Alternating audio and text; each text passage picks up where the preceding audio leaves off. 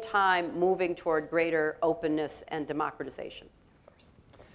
Madam Secretary, you just said that technological progress or democracy, in other words, could be turned against itself if used negatively. Madam Secretary, we see that sometimes Western media portray this region of the world negatively more often than not, and hence creating a thin line between, let's say, the freedom of the press and stereotyping, basically. This, in turn, propagates a negative stereotype within the American society. What can you do as your role in the U.S. government to fix this? I think that's a really important question, Mohammed, and one of the reasons I'm here is because I am concerned about that. I'm concerned about stereotyping. I'm concerned about it in respect to your region, but I'm also concerned about how the United States is stereotyped. And I think that the media, if you think about media, and certainly the press, often takes things and blows them up, makes them bigger than they might be. I've often said about my country, based on the television shows that traveled around the world the last 20 years, that you probably think that every man is a wrestler and every woman walks around in a bikini. I mean, it's a terrible stereotype. And people worry, well, what goes on in America? And if you don't get out and see our people and meet our people and go across our country, which I learned today many of your leaders, including His Majesty, have done and the Crown Prince have done, you would be dealing with stereotypes. So similarly, images of the Gulf or the Middle East or the Arab world can also lend themselves to stereotypes.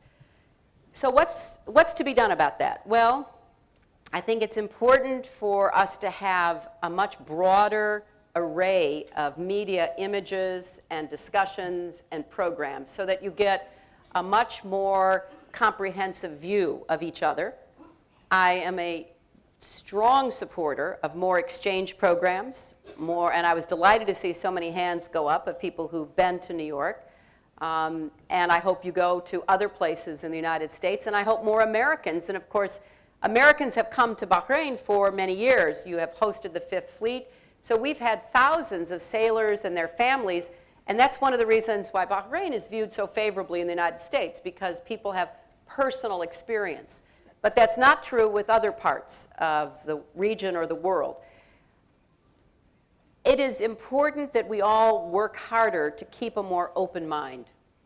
And one of the great challenges in the 21st century is, despite our differences, which actually make life more interesting, when you think about it, how boring would it be if there was only one kind of person who looked exactly the same as everyone else, and all of the culture and the religion and everything was the same.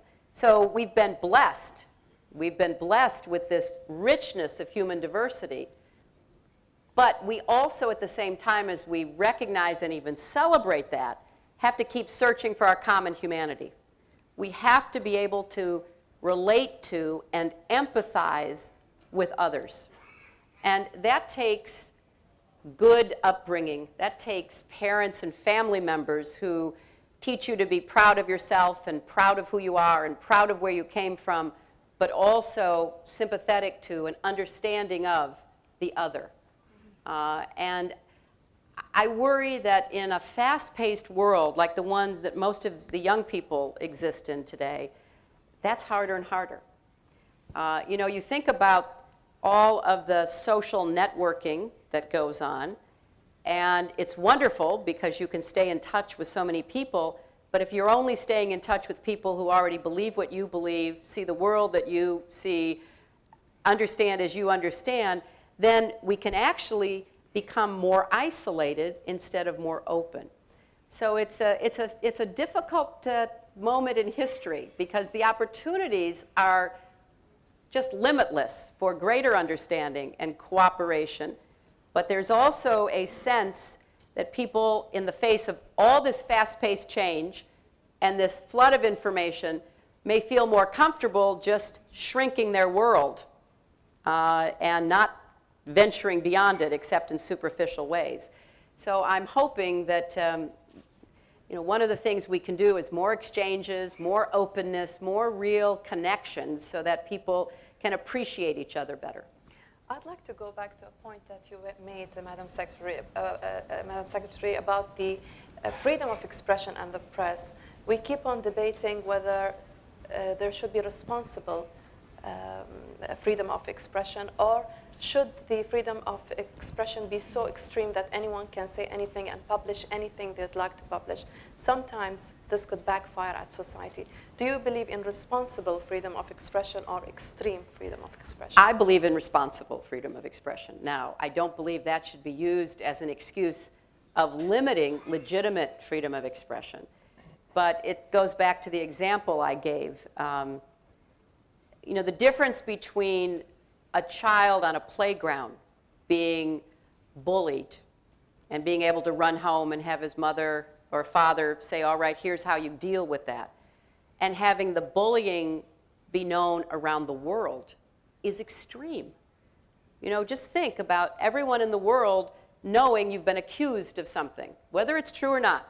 You know, we've had a lot of gay young people who have killed themselves because their schoolmates, their fellow students have said, told the world, going onto the internet, you know, John is gay, Mary is gay, and they were so humiliated and unable to cope with it that they killed themselves.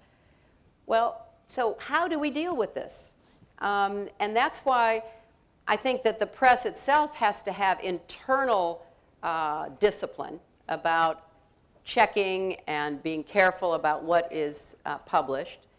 And the public has to try to get that right balance again, walk that line between responsible freedom of expression and not let a government or a corporation or a rogue individual abuse it. So when our Constitution was passed, we had the First Amendment to guarantee the freedom of expression. But as smart as Thomas Jefferson and Benjamin Franklin and John Adams and all the founders of our country were, they could have never imagined the internet. So how do you take what is a good principle and a fundamental value and move it into the 21st century? It's similar to being a woman in my country. When my country was founded, women couldn't vote. Women didn't have rights to property. Women were not allowed to serve in positions like the one I'm in now. But the fundamental principles concerning freedom were eventually applied because otherwise it didn't add up, it didn't make sense. And so I think that we all have to be asking ourselves, how do you make responsible progress in ways that enhance our common humanity, respect the human rights of every person, and give us a chance to have a more coherent society. And you know, the answers are hard, but we have to be asking, of course. Hamad, do you have any questions? Many questions, actually. We'll have quick questions and hopefully quick answers, ma'am, if it's possible. Yalla. Let's have a guy and then a girl. Yalla. Your name, please. Could you please stand up? Matar Ibrahim, a member of the parliament. Good. I got the opportunity to enter the exchange program, MIPI program, Leaders for Democracy, and it has a good impact on my election in the last period. It was a great opportunity to enter such a program. Thanks for the Department of State for what they are paying and the programs for MIPI. It is very useful for us, and I think we should see in parallel progress in the foreign affairs policy in the United States. My question is, how can we see our relation with the United States as an opportunity for, let's say, a growth for the democracy? First of all, thank you for the positive words about the MEPI program. That's one of the initiatives that we